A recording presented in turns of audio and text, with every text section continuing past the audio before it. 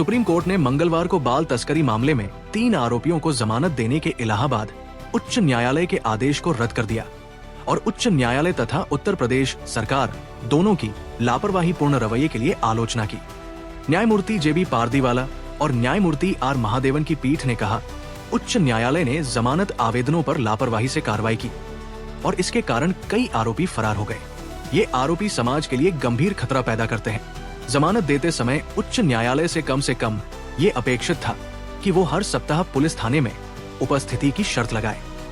Police ने सभी आरोपियों का पता लगाना छोड़ दिया। यूपी सरकार ने सोमवार देर रात 9 बजे आईएएस अफसरों का तबादला कर दिया। समाज कल्याण विभाग के सचिव समीर वर्मा को महानिरीक्षक निबंधन बनाया गया है। लोक निर्माण विभाग में तैनात भूपेंद्र चौधरी को आयुक्त खाद एवं रसद विभाग बनाया गया है।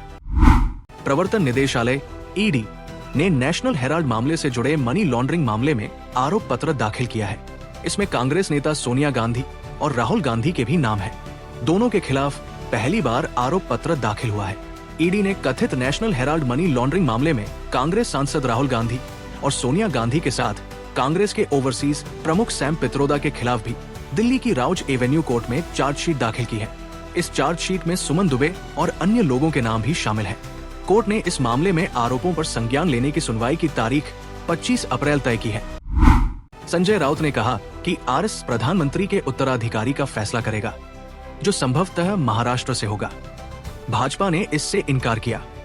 शिवसेना यूबीटी नेता संजय राउत ने सोमवार 31 मार्च 2025 को कहा कि प्रधानमंत्री नरेंद्र मोदी के उत्तराधिकारी का फैसला राष्ट्रीय स्वयंसेवक संघ करेगा। उन्होंने कहा कि उत्तराधिकारी संभवतः महाराष्ट्र से होगा। भाजपा ने इन अटकलों का खंडन करने में देर नहीं लगाई। मुख्यमंत्री देवेंद्र फडणवीस ने कहा कि देश और पार्टी 2029 में भी नरेंद्र मोदी को प्रधानमंत्री के रूप में देखती है और ये मुगल परंपरा है कि जब पिता जीवित हों तो उत्तराधिकार की बात की जाती है। प्रवर्तन निदेशालय ने मनी लॉन्ड्रिंग जांच के सिलसिले में व्यवसायी रॉबर्ट वाड्रा को दूसरा समन जारी किया है। समन मिलने के बाद वाड्रा अपने समर्थकों के साथ जांच एजेंसी के कार्यालय पहुंचे। आरोपों का खंडन करते हुए उन्होंने कहा, जब भी मैं लोगों के लिए बात करता हूं, वे मुझे दबाने की कोशिश करते हैं। ये एक राजनीतिक प्रतिशोध है। वे जांच एजेंसियों की शक्ति का दुरुपयोग करते हैं। मुझे कोई डर नहीं है, क्योंकि मेरे पास छिपाने के लिए कुछ भी नहीं है। तमिलनाडु के मुख्यमंत्री एम.के. स्टालिन ने मंगलवार को केंद्र पर राज्यों की शक्तियों का लगातार अतिक्रमण करने का आरोप लगाते हुए राज्य की स्वायत्तता की जांच के लिए एक उच्च स्तरीय समिति के गठन की घोषणा की, जिसकी अध्यक्षता सुप्रीम कोर्ट के सेवानिवृत्त न्यायाधीश कुरियन जोसेफ करेंगे। ये समिति राज्य की स्वायत्तता की रक्षा के उद्देश्य से केंद्र और राज्य सरकारों के बीच संबंधों का विस्तृत अध्ययन करेगी। तेजस्वी यादव और कांग्रेस के बीच हो रही ये बैठक बिहार की राजनीति में बड़ा मोड़ साबित हो सकती है।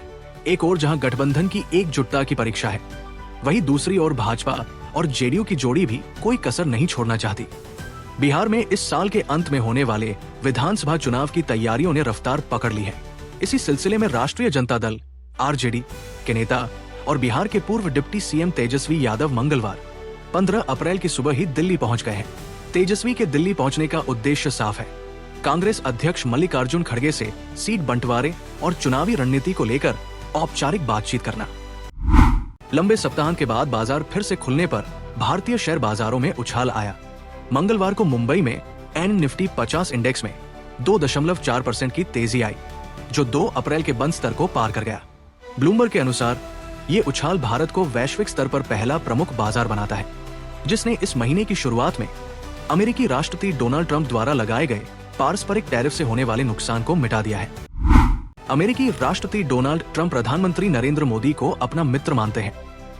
अमेरिकी विदेश विभाग की हिंदुस्तानी प्रवक्ता मार्गरेट मैक्लियोड ने मंगलवार को कहा, उन्होंने कहा कि दोनों देशों के संयुक्त हित हैं और वे राष्ट्रों के हितों के लिए उच्च स्तर पर काम कर रहे हैं। राष्ट्रपति ट्रंप उन्हें एक मित्र के रूप में देखते हैं। हम दोनों भारत और अमेरिका के संयुक्त हित हैं और हम राष्ट्रों के हितों के लिए उच्च स्तर पर काम कर रहे हैं। हम बहुत कुछ कर सकते हैं, चाहे वो आतंकवादी अभियानों के खिलाफ हो, उन्नत तकनीकों के लिए सहयोग हो या व्यापार के अवसरों को बढ़ाना हो। हमारा भविष्य बहुत उज्जवल है। अमेरिका में आए जोरदार भूकंप ने सबको हिला दिया है। जी हाँ, अमेरिकी राज्य दक्षिणी कैलिफोर्निया में 5.2 तीव्रता का भूकंप आया है। भूकंप के झटके से लोग सहम उठे। भूकंप से सैन डिएगो के बाहर ग्रामीण इलाकों में सड़कों पर पत्थर गिरने लगे। जू में हाथी डरकर भागने लगे। अलमारियों और दीवारों से सामान भर भरा कर गिरने लगे। फिलहाल इस भयंकर भूकंप से किसी तरह के नुकसान की खबर नहीं है। हालांकि अधिकारियों नुकसान के आकलन में जुटे हैं।